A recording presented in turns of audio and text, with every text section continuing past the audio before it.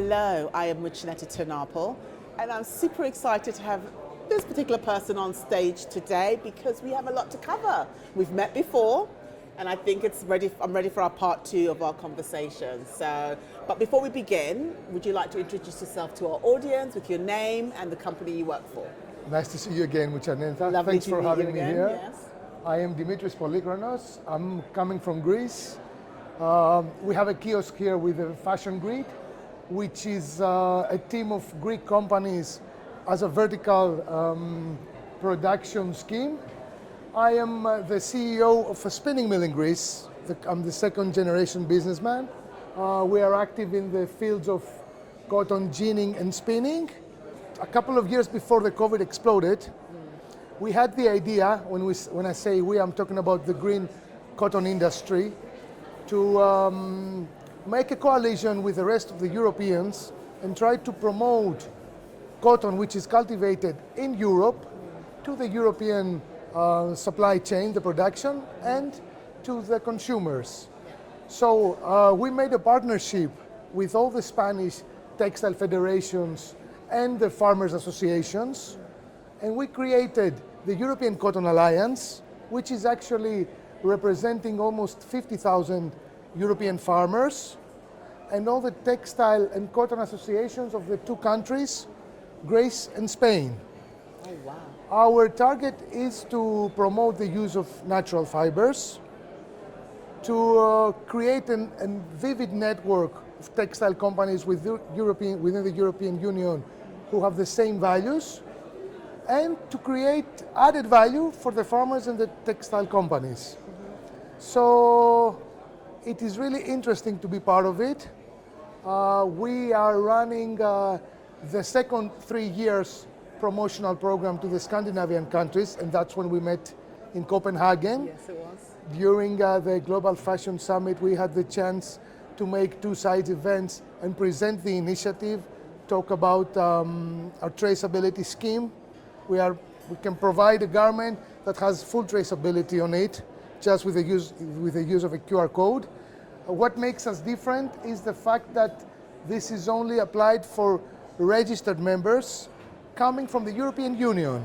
We wanted to give the textile companies a second chance, a new characteristic to make somehow a revival, because European companies might be very few, but the ones left have deep know-how, great expertise, and of course they are talking to an audience which is looking forward to having products full of safety and full of traceability.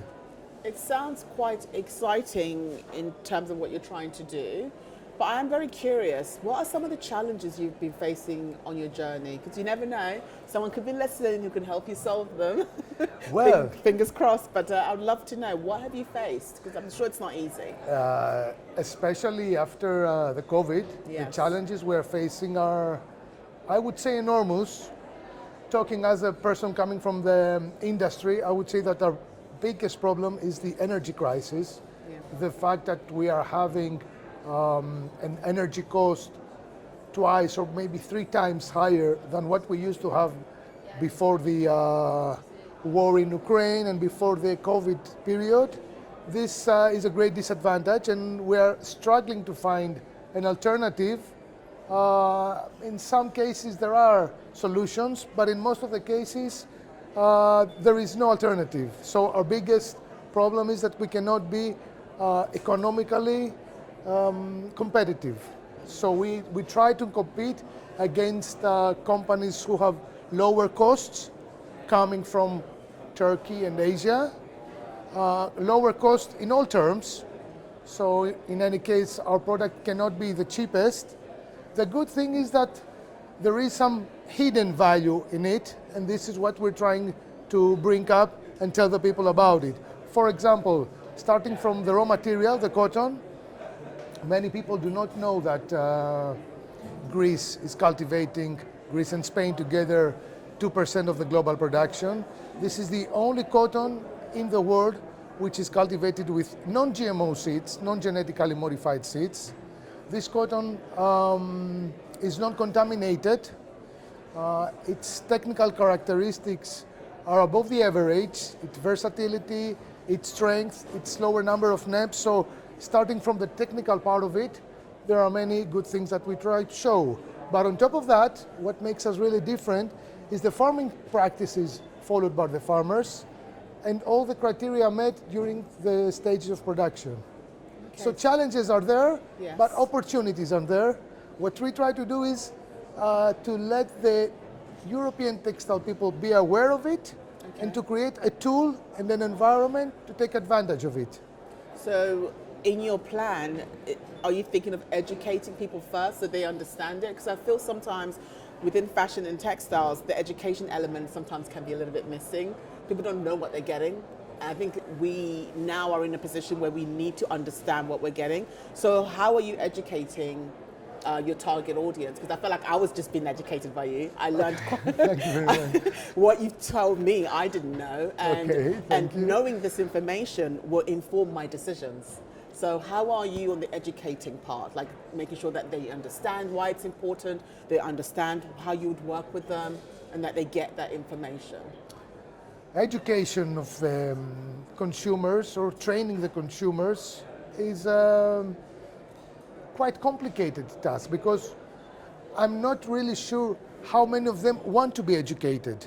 You know, I'm that sure makes you've sense. heard of the consumer gap, Yes. what people say they would do when they answer during a survey, for example, and what they actually do while shopping. So Yes. most of the people say, Yes. yes, I would be interested to buy a product which is, let's say, sustainable, or a product that has been manufactured in an ethical way. But when the time comes for his decision, we're not that sure if they finally decide based on this topic.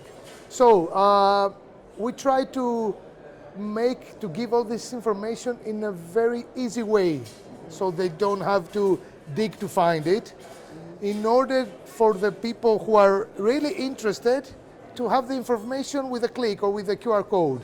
Okay. All the information, of course, is in our site. All the information is available, is here in our kiosk. We can talk about it.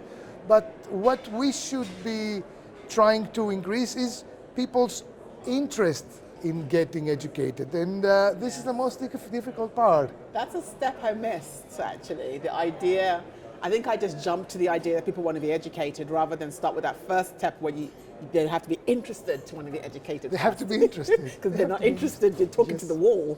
No one's hearing what you're saying. So I think that is a step that I need to add to it. Like, you know, gain people's interest first and then give them the information that they need so then they can make the change. We somehow follow, I'm talking now as a person coming, let's say, from the cotton industry, I mean, from the primary sector. Cotton is following what the food industry has been doing for years. Food industry is always one step ahead, so people want to know what they eat. So you have plenty of information when you get a product, any product. You can easily find the ingredients and where is it made from and who the farmer is, etc. So we are one step behind of them, chasing them, and we're looking forward to the consumers to start looking for these details, because that is the time that we will have an advantage presented to them. Our products are fully monitored, starting from the cultivation down to the final product. Everything is monitored, everything is in details, and the customers and the European consumers who are interested for products like that, they should definitely choose EU cotton. Okay, well, you heard it here, folks. EU cotton is the way forward. You're here at Munich Fabric Start. Thank you for coming. Is this your first, second, third time you've been here? It is our fourth time participating with the kiosk. Okay. And it is I have not been all of these times. I've been half of them because the rest I had to make other trips. But I think it's my fifth time in the exhibition, because we have made previous events as well here. Well, thank you for coming. What are you showcasing this season? The season has started. The new crop is on the way. Harvesting will take place after a couple of weeks in Greece and Spain. We pray for good weather. We had so far a very nice weather, and we expect a great quality of cotton.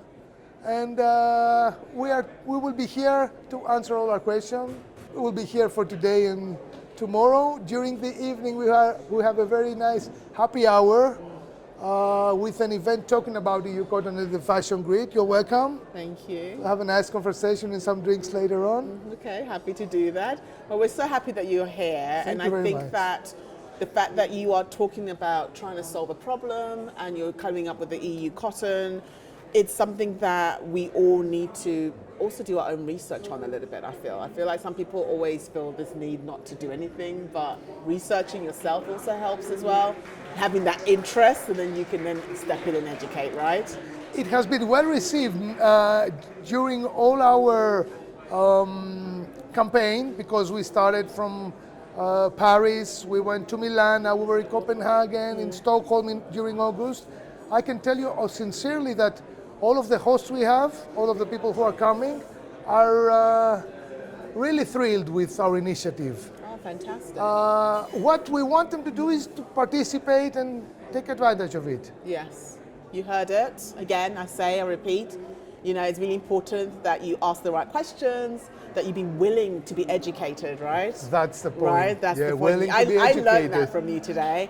But thank you so much for coming. Thank you very much. And hopefully, fingers crossed, we go from survival mode to success, right? Yes, okay. We should always have a higher standard. Higher so standards, yes, indeed. I totally agree with you. Oh, thank you, Dimitri. Have a Thank great you very show. much. Thank you very much.